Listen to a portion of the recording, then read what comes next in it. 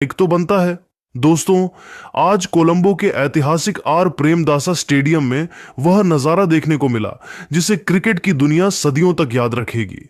ICC पुरुष टी20 विश्व cup 2026 का यह 27वां मुकाबला भारत और पाकिस्तान के बीच किसी खेल के मुकाबले से कहीं बढ़कर दो देशों के गौरव की लड़ाई बन चुका था। कोलंबो की उमस और खचाखच भरे स्टेडियम के बीच जब सिक्का उछला तो पाकिस्तान के कप्तान सलमान आगा ने टॉस जीतकर पहले गेंदबाजी करने का फैसला किया। उन्होंने भारतीय टीम को पहले बल्लेबाजी करने का आमंत्रण दिया ताकि शाहीन अफरीदी की शुरुआती स्विंग का फायदा उठाया जा सके। कोलंबो के आर प्रेमदासा स्टेडियम के ऐतिहासिक और शोर से गूंजते मैदान पर जब भारतीय पारी की शुरुआत करने के लिए अभिषेक शर्मा और ईशान किशन की युवा और निडर सलामी जोड़ी मैदान पर उतरी तो पूरे कोलंबो का वातावरण एक नई ऊर्जा से भर गया था। जहां पाकिस्तान की ओर से रफ्तार के सौदागर शाहीन अफरीदी पहले ओवर में अपनी आग उगलती और हवा में लहराती गेंदबाजी के साथ आक्रमण पर तैनात हुए ताकि वे अपनी स्विंग से भारतीय शीर्ष क्रम को जल्दी तहस नहस कर सकें। अभिषेक शर्मा ने क्रीज पर कदम रखते ही अपने अत्यंत आक्रामक और निडर इरादे पूरी दुनिया के सामने स्पष्ट कर दिए और पाकिस्तान के विश्व प्रसिद्ध गेंदबाजों पर मनोवैज्ञानिक दबाव बनाना शुरू कर दिया, जिससे शाहीन की रफ्तार भी फीकी पड़ने लगी थी। हालांकि शाहीन अफरीदी ने जल्द ही अपनी लाइन और लेंथ में सुधार करते हुए वापसी की और अपनी एक अंदर आती हुई घातक गेंद पर अभिषेक शर्मा को पवेलियन का रास्ता दिखाकर पाकिस्तान को पहली बड़ी सफलता दिलाई। अभिषेक शर्मा एक बड़ा हवाई शॉट खेलने के प्रयास में 15 गेंदों पर 28 रनों की एक संक्षिप्त मगर विस्फोटक पारी खेलकर आउट हो गए। उनकी इस पारी में 3 कड़क चौके और 2 शानदार छक्के शामिल थे, जिससे स्टेडियम में मौजूद भारतीय प्रशंसकों के बीच एक पल के लिए सन्नाटा पसर गया था। अभिषेक शर्मा के पवेलियन लौटने के बाद जब मैदान पर सन्नाटा पसरा हुआ था, तब आर प्रेमदासा स्टेडियम का तापमान अचानक बढ़ गया, क्योंकि क्रीज पर भारतीय कप्तान और दुनिया के नंबर 1 टी20 बल्लेबाज सूर्य कुमार यादव अपनी ट्रेडमार्क शैली में बल्लेबाजी करने के लिए आए। सूर्य कुमार यादव ने आते ही ईशान किशन के साथ मिलकर शुरुआती झटके से लड़खड़ाती हुई भारतीय पारी को न केवल संभाला, बल्कि उसे एक बहुत ही आक्रामक और विनाशकारी मोड़ पर पहुंचाते हुए भारतीय पारी को तेजी से आगे बढ़ाया। ईशान किशन आज एक बहुत ही शानदार जादुई और अलौकिक लय में नजर आ रहे थे, जहां उन्होंने पाकिस्तानी स्पिनरों के खिलाफ मोर्चा खोल दिया था। विशेषकर पाकिस्तान के मुख्य हथियार शादाब खान और मोहम्मद नवाज के खिलाफ ईशान ने निर्भीक होकर बल्लेबाजी की और उनके ओवरों में जंग करने लगे, जिससे पाकिस्तान खेलने में खड़े लगे और ईशान किशन को एक विकेट के लिए फंसा सके। ईशान किशन एक बहुत ही तेज और ताकतवर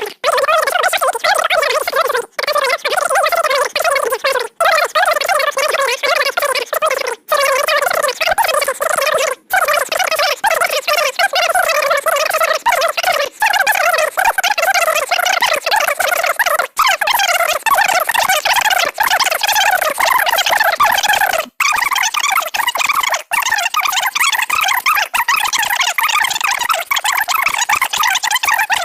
खेल रहा था,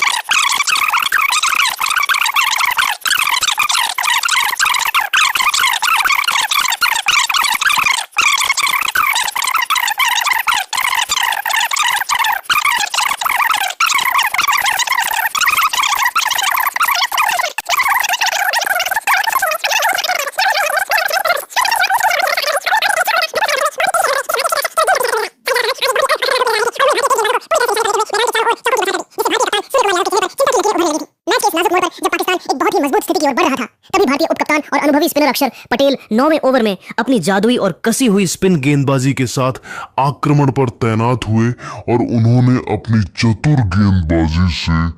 पाकिस्तान की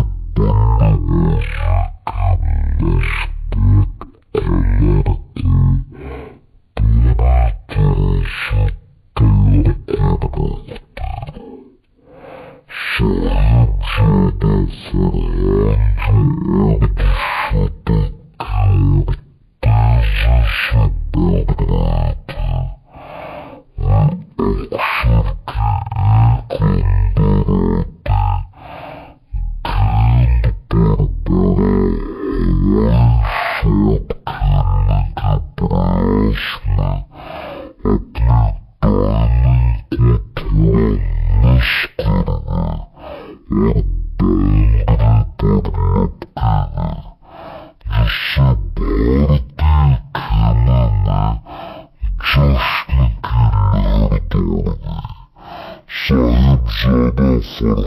बड़ा शॉट खेलने के प्रयास में 34 गेंदों पर 43 रनों की एक जुझारू और आक्रामक पारी खेलकर आउट हो गए। उनकी इस पारी में 5 कड़क चौके और एक शानदार गगनचुंबी छक्का शामिल था, जिससे पाकिस्तान का स्कोर एक विकेट के नुकसान पर 78 रनों पर ही रुक गया। इसके तुरंत बाद पाकिस्तान की रन गति पर लगाम लगाने और रनों के बहाव को पूरी तरह रोकने के लिए मिस्ट्री स्पिनर वरुण चक्रवर्ती 10वें ओवर में अपनी रहस्यमयी फिरकी गेंदबाजी और चतुर विविधताओं के साथ आक्रमण पर तैनात हुए। वरुण ने आते ही अपनी दूसरी गेंद पर सईम अयूब को अपनी फिरकी के जादुई जाल में पूरी तरह से फंसा लिया, जिससे बल्लेबाज बिल्कुल बेबस नजर आया। सईम अयूब एक जोखिम भरा स्वीप शॉट खेलने के प्रयास में गेंद की लंबाई को सही से परख नहीं सके और अपना कीमती विकेट गंवा बैठे। सईम अयूब स्वीप खेलने के प्रयास में 28 गेंदों पर 38 रनों की एक बहुत ही शानदार पारी खेलकर आउट हो गए। उनकी इस पारी में 4 कड़क चौके और एक शानदार छक्का शामिल था, जिसने पाकिस्तान को संकट में डाल दिया। पाकिस्तान की टीम अब गहरे दबाव में थी, लेकिन उनके सबसे अनुभवी बल्लेबाज बाबर आजम और कप्तान सलमान आगा ने मिलकर स्कोरबोर्ड को चलाने और संघर्ष जारी रखने की पूरी कोशिश की। हालांकि भारतीय आक्रमण यहां रुकने वाला नहीं था और चाइनामैन गेंदबाज कुलदीप यादव 13वें ओवर में अपनी जादुई गेंदबाजी और गूगली के साथ आक्रमण पर तैनात हुए और उन्होंने आते ही विपक्षी कप्तान सलमान आगा को अपनी घूमती हुई गेंद पर पूरी तरह से चकमा दे दिया। सलमान आगा एक बहुत ही ऊंचा हवाई शॉट खेलने के प्रयास में अपनी एकाग्रता खो बैठे और गेंद सीधे क्षेत्र रक्षक के हाथों में चली गई, जिससे पाकिस्तान को एक और करारा झटका लगा। सलमान आगा हवाई शॉट खेलने के प्रयास में 15 गेंदों पर 20 रनों की एक संक्षिप्त पारी खेलकर आउट हो गए। उनकी इस पारी में 2 कड़क चौके शामिल थे, जिससे पाकिस्तान की टीम अब हार की कगार की ओर बढ़ती हुई नजर आने लगी थी। कोलंबो का यह मैदान अब भारतीय स्पिनरों के जादुई स्पेल और पाकिस्तानी बल्लेबाजी के बिखरते हुए सपनों का मूक गवाह बन चुका था, जहां भारत की जीत अब साफ नजर आ रही थी। मैच अब अपने सबसे रोमांचक और अंतिम पड़ाव पर पहुंच चुका था, जहां पाकिस्तान को अंतिम 2 ओवरों में जीत के लिए 30 रनों की दरकार थी।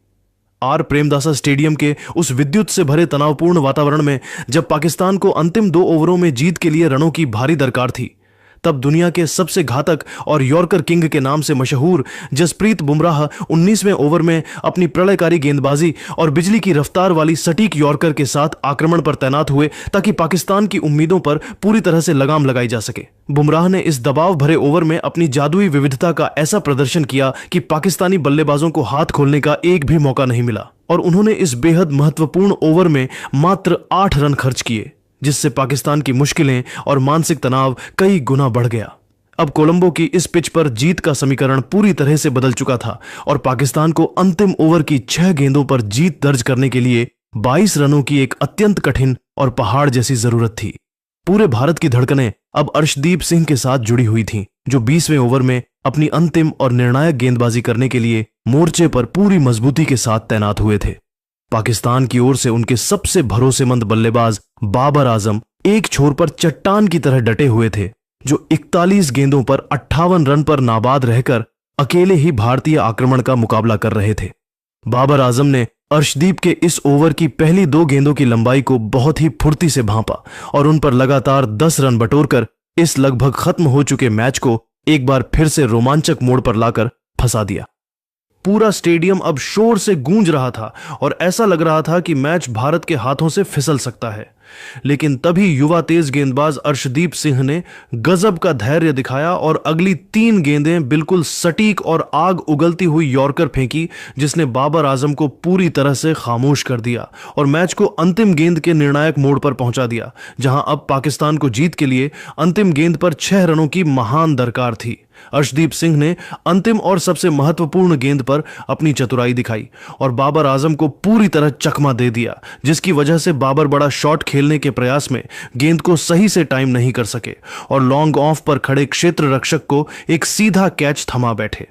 अर्शदीप सिंह ने इस विकेट के साथ ही भारत को एक ऐतिहासिक और कभी न भूलने वाली जीत दिला दी। बाबर आजम एक बहुत ही बड़ा हवाई शॉट खेलने के प्रयास में 42 गेंदों पर 58 रनों की एक अत्यंत शानदार और जुझारू पारी खेलकर आउट हो गए। उनकी इस अर्धशतकीय पारी में 5 कड़क चौके और 2 शानदार गगनचुंबी छक्के शामिल थे, जिसने मैच को अंत तक जिंदा रखा था। भारतीय टीम ने इस सांसें रोक देने वाले और रोंगटे खड़े कर देने वाले महामुकाबले को मात्र 5 रनों के एक बहुत ही करीबी और गौरवशाली अंतर से जीतकर कोलंबो के ऐतिहासिक मैदान पर गर्व के साथ तिरंगा लहरा दिया।